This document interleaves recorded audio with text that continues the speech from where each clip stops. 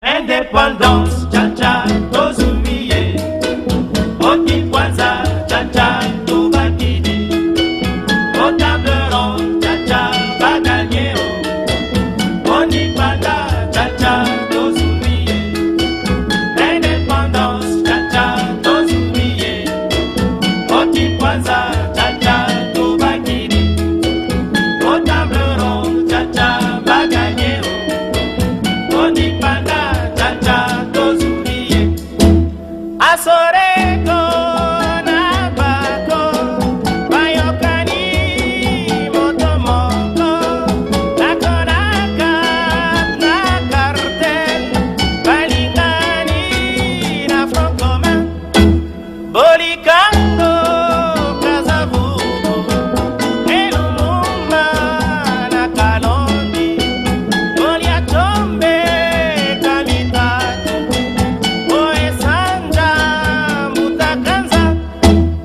Indépendance, cha-cha, tozumiye. Oti kwanza, cha-cha, Spécial 30 juin reçoit M. Denis Toko, historien et politologue, marié à Mme Mati Toko, père de 8 enfants. Signalant que M. Denis Toko est le coordonnateur de services d'entretien et de construction SEC en sigle. Au cours de cet entretien spécial 30 juin, il brosse l'histoire de l'indépendance de la République démocratique du Congo.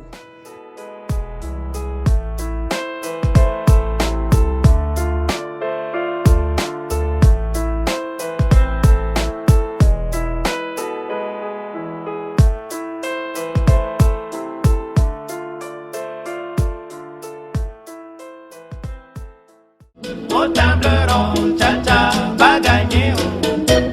Oni panda, cha-cha, tozumiye.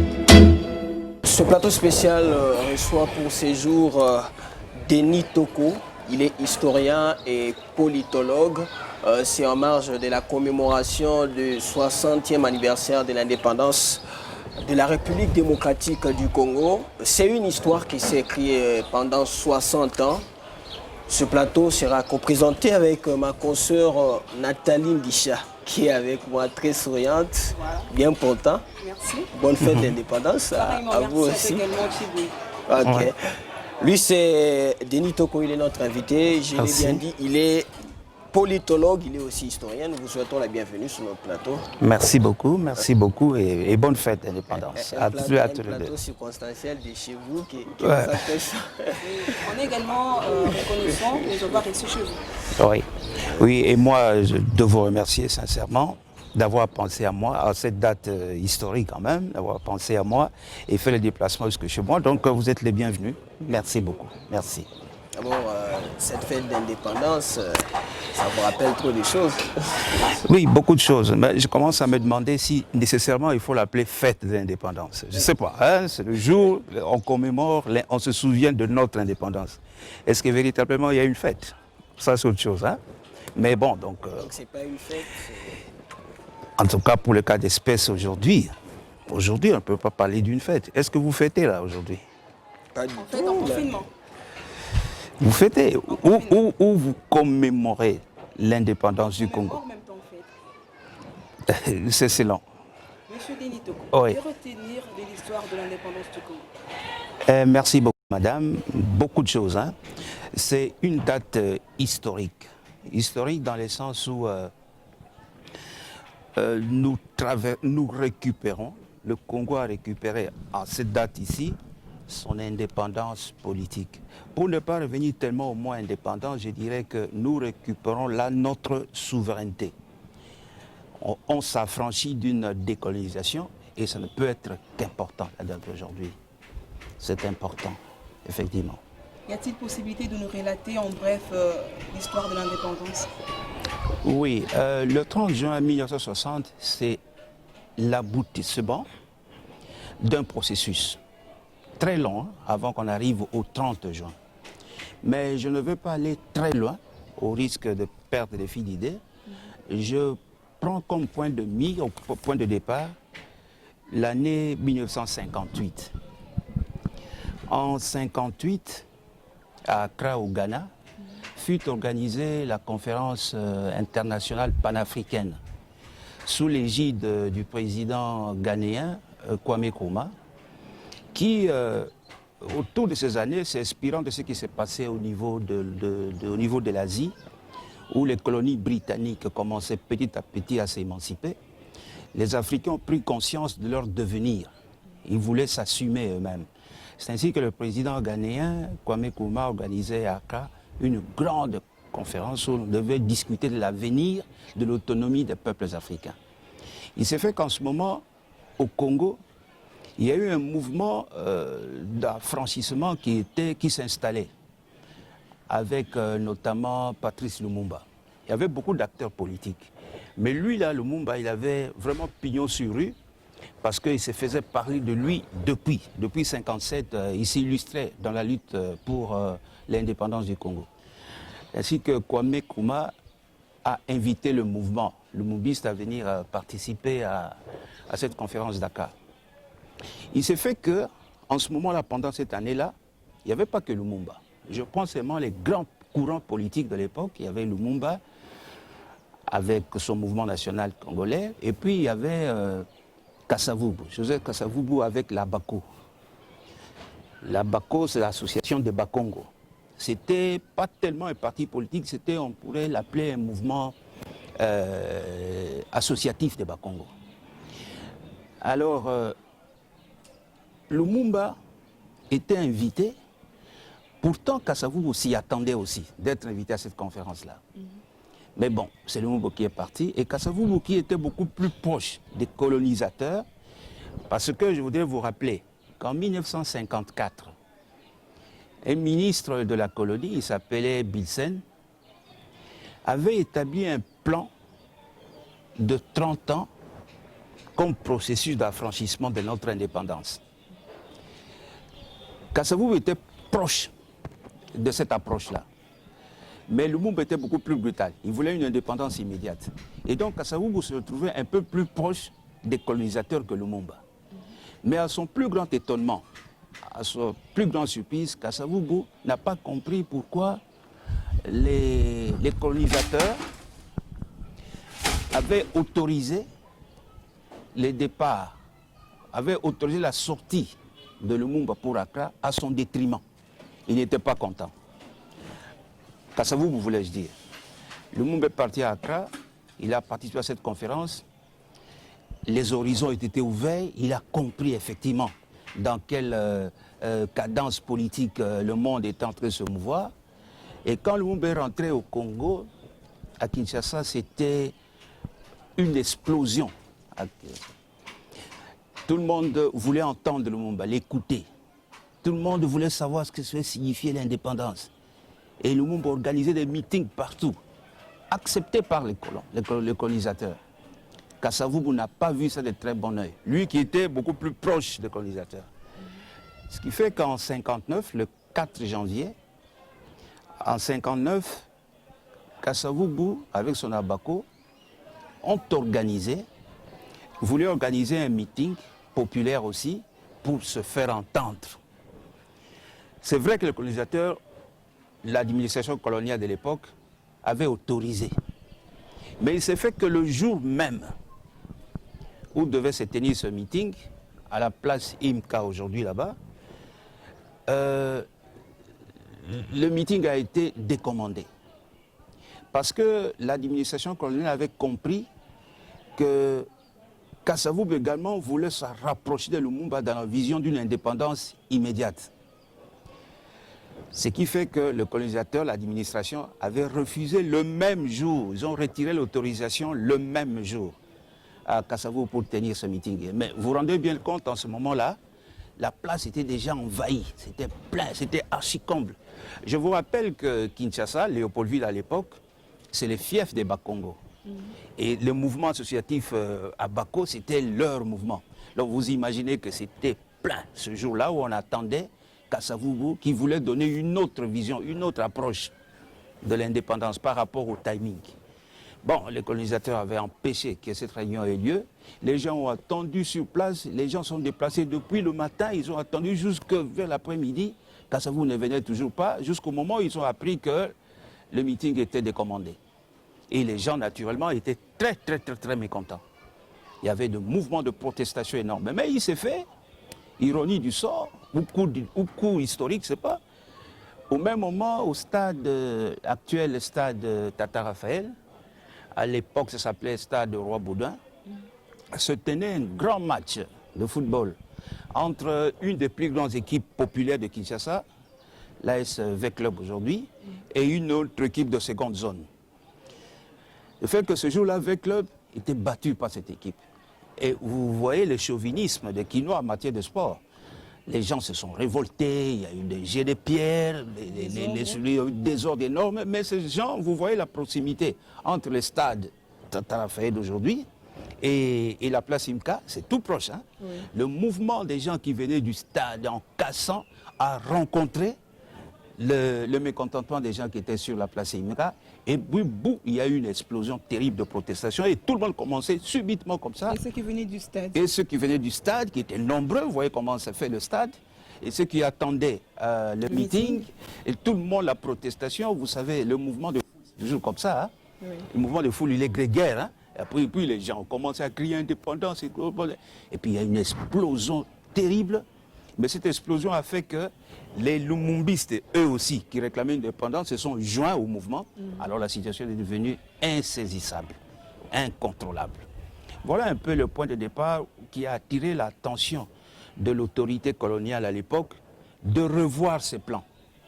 Il y a eu énormément de conférences à Kinshasa, à Bruxelles, où les gens voulaient qu'est-ce qu'il faut faire. Qu'est-ce qu'il faut faire parce que sur le terrain, le mouvement était incontrôlable. Incontrôlable.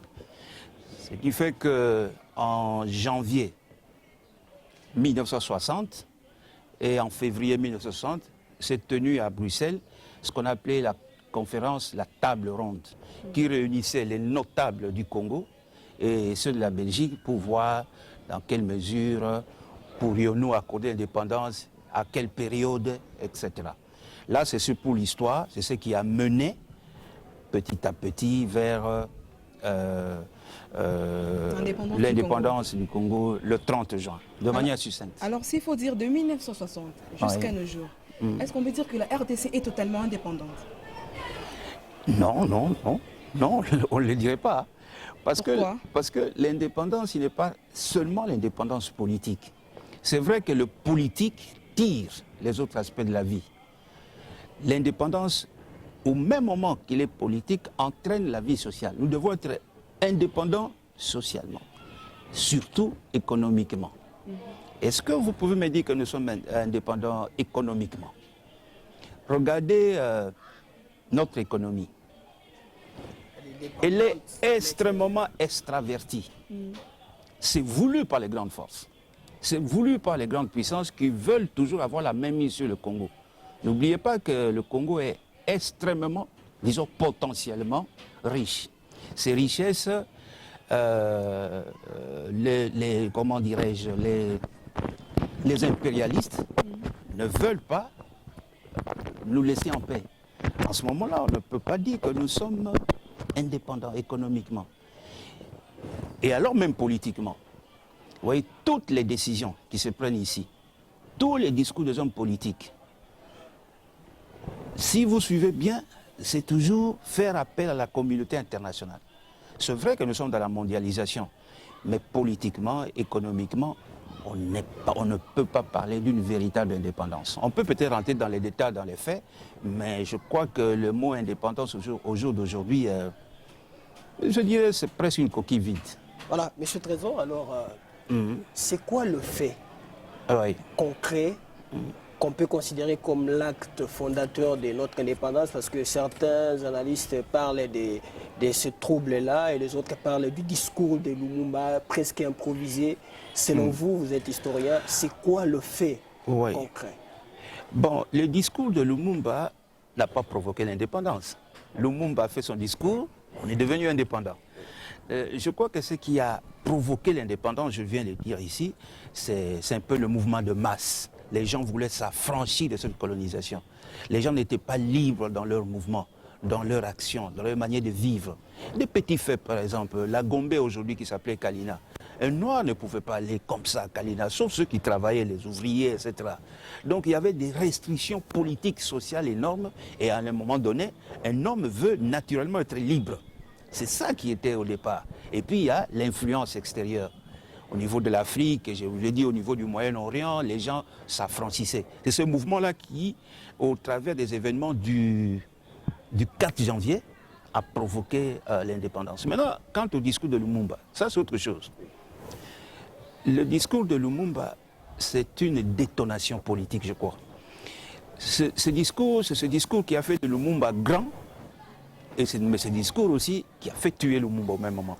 Comment expliquer ça? Bon, je vais expliquer ça parce que vous voyez, le 30 juin 1960, lors des festivités de l'indépendance, le protocole d'État avait prévu un certain nombre d'actions politiques. Les ministres des Affaires étrangères du Congo à l'époque, qui s'appelait M. Bomboko, Justin, et les ministres belges des Affaires étrangères devaient signer l'acte d'indépendance. Et Bomboko est rentré dans l'histoire parce que l'acte d'indépendance du côté Congo était signé par le ministre des Affaires étrangères qui était Bomboko. Ça, c'était la première partie. Ensuite, devaient venir les allocutions, les discours officiels. C'était d'abord le discours du roi Baudouin, roi des Belges, qui remettait l'indépendance au Congo. Et puis après, le discours du président de la République. Et je vous rappelle que Lumumba n'était pas président de la République, il était premier ministre chef du gouvernement. Bien qu'il avait la majorité parlementaire, mais c'était le premier ministre. Mais c'est le président de la République qui représente le Congo. Donc il était prévu deux discours, le discours du roi Baudouin, roi des Belges, et le discours du président Kasavubu, chef de l'État du Congo. C'est fut fait. Mais après le discours, subitement dans la salle, mais je crois que c'est quelque chose qui était déjà bien organisé, mais ce n'était pas officiel, c'était prémédité bien sûr, mais ce n'était pas officiel, il y avait beaucoup de complicité. Lumumba s'est levé pour aller prendre la parole à la tribune, alors que ce n'était pas prévu. Mais la partie congolaise, je vous rappelle que Lumumba avait la majorité au Parlement. Et donc la plupart des députés et sénateurs à l'époque savaient ce qui devait se passer. On lui a quand même, le président de l'Assemblée nationale, à l'époque, qui était lumumbiste aussi, et c'était Kassongo, a permis que Lumumba monte jusqu'au podium. Au plus grand étonnement de la partie belge, qui ne s'y attendait pas. Mais là, ce n'était pas encore grave parce qu'on ne savait pas le contenu de son discours. Et lorsqu'il prend la parole, Lumumba va à l'opposé de ce que le roi des Belges avait dit. Et même de son président. Et même de son président. Parce que le roi des Belges a dit qu'il venait nous accorder l'indépendance. La Belgique a estimé que maintenant il nous accorde l'indépendance, mais entre les lignes, c'est comme pour dire nous partons, mais nous ne partons pas. Donc nous partons à ne pas partir. Lumumba est allé à l'encontre de ça pour dire cette indépendance-là, nous l'avons acquise sur base de nos propres efforts personnels. Parce que nous avons été humiliés par la Belgique, nous avons été fouettés par la Belgique. C'est nous-mêmes qui avons décidé de prendre notre destin à main. Donc l'indépendance ne nous est pas octroyée. L'indépendance, nous, on l'a acquis.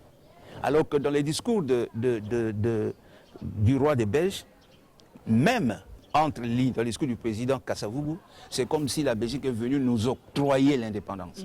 Mais Lumumba, c'était plutôt... Nous sommes venus, nous avons conquis notre indépendance. Arraché notre indépendance. Alors, selon vous, Monsieur Denis, Oui. l'indépendance en 1960, cela n'était pas si tôt parce qu'à l'époque, on avait un problème d'élite congolaise. Oui. Alors, il fallait patienter ou bien c'était le moment d'avoir l'indépendance? Oui, vous avez raison, madame. Hein. Vous avez raison que nous n'étions pas préparés, le Congolais n'était pas préparé à assumer toutes ces charges en 1960, à cette époque-là. C'était vrai. Parce qu'au niveau de l'élite, par exemple, on parle de l'élite, nous n'avions aucun universitaire diplômé à l'époque. On n'avait aucun ingénieur qualifié. Et donc, prendre en destin un pays aussi grand, sans une élite de ce genre, c'était quand même trop posé. Donc c'est vrai que l'indépendance était acquise en ce moment-là de manière, je dirais, assez prématurée.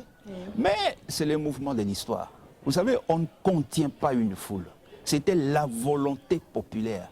La volonté populaire a primé sur, comment dirais-je, a primé sur... sur le colon a primé sur le colon et sur ce qui devrait normalement se faire. Mais c'est arrivé, on ne sait pas faire autrement.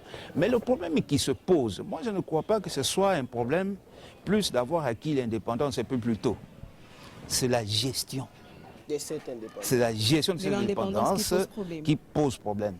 Et cette indépendance doit être gérée par les forces politiques, par les Congolais que nous sommes, et comme toujours, pas unis du tout. Mais quand même, ça a apporté les changements sur le plan politique, économique et autres. Au départ, dans les premières années, directement après l'indépendance, ça apportait un changement, je dirais, négatif. Je m'explique. Oui. On a eu l'indépendance le 30 juin. Moins d'une semaine après, il y a des émeutes. C'est qu'on n'a jamais connu avant. Des émeutes, et vous voyez ce que c'est les émeutes. Ces émeutes étaient provoquées par le général d'armée de l'époque, le colonel Janssens, c'était plutôt colonel Janssens, qui était le commandant suprême de l'armée. Janssens a provoqué la situation en disant que vous, les militaires, avant l'indépendance, égale après l'indépendance. Ça créait un tollé général au niveau de l'armée. Il y a eu des subversions énormes et c'était juste après l'indépendance, donc on n'a pas joui. Mais juste après, il y avait des mouvements sécessionnistes à travers le Congo. Le Katanga, qui était le poumon économique à l'époque, a pris sa... Il y a eu une sécession au Katanga. Au niveau du Kassai, il y a eu également une sécession. Entre les mouvements politiques, entre le président Kassavou et le premier ministre Mumba, ça ne passait pas.